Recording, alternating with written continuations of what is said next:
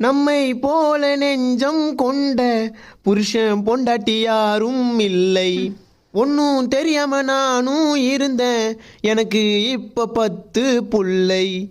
பொண்டாட்டி தான் பெரிய தொல்லை, உடைக்க போற அவளோட பல்லை.